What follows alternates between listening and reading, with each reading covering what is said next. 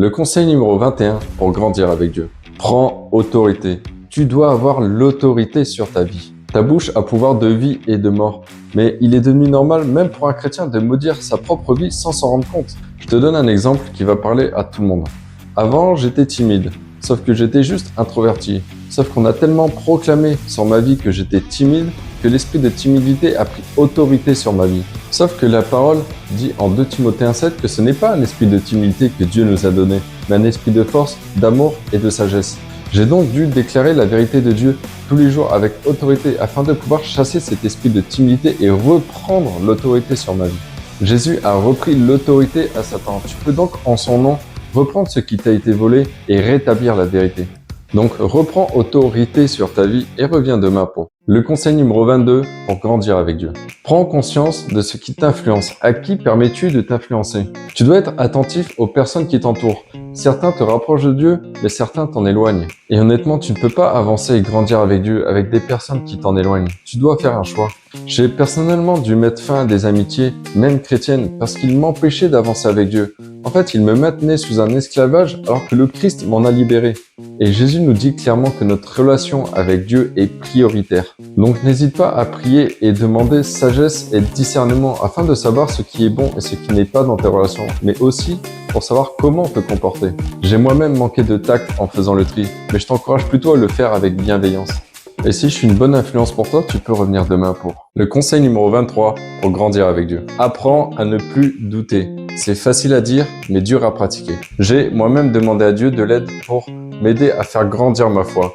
Et la parole nous montre aussi également qu'on peut demander de l'aide à Dieu pour qu'il nous aide à surmonter nos doutes. En combattant le doute, tu vas commencer par expérimenter petit à petit des miracles dans ta vie. Et pour ça, il faut écouter et méditer la parole pour nourrir et renforcer ta foi. Personnellement, c'est par les épreuves que ma foi était le plus éprouvée. Mais les épreuves m'ont permis aussi de persévérer dans la prière. Et je pense que ça a été une étape essentielle pour combattre le doute. Et si tu veux marcher par la foi, il faut aussi t'entourer de personnes proches de Dieu qui eux-mêmes ont la foi. Parce que si tu t'entoures de personnes qui doutent, toi-même tu vas te mettre à douter avec eux. Donc si tu as un doute sur ta foi, je te propose de revenir demain pour le conseil numéro 24 pour grandir avec Dieu. Marche victorieux. Jésus-Christ nous a obtenu la victoire et tu dois faire grandir cette mentalité en toi. Nous avons la victoire sur le péché parce qu'il a payé le prix et la rédemption est offerte à tous ceux qui croient en lui. Nous avons la victoire sur la mort. Jésus a triomphé d'elle par sa résurrection en promettant la vie éternelle à tous ses disciples. Nous avons aussi la victoire sur Satan et les puissances des ténèbres parce que Jésus les a dépouillés de leur autorité par sa crucifixion et résurrection. On peut aussi dire qu'on a la victoire dans notre réconciliation avec Dieu parce que nous avons désormais une relation personnelle avec lui, mais aussi la victoire dans une nouvelle vie. Nous avons reçu une nouvelle nature et le simple fait de le réaliser pleinement te transforme.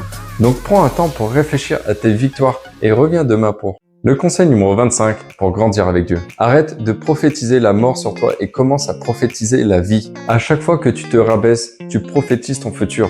Je suis un raté, je suis un incapable, je n'arriverai à rien, il n'y a rien de bon pour moi, je n'entendrai jamais Dieu, je n'aurai jamais d'amis, je ne ferai rien d'exceptionnel. Non, stop.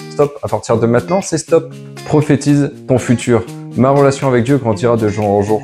Je marcherai à ses côtés. Je vivrai le miracle au quotidien.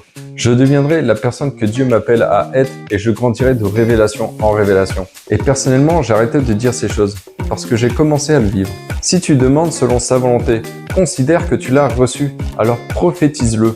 Et j'ai déjà prophétisé que ta vie allait changer. Alors reviens demain pour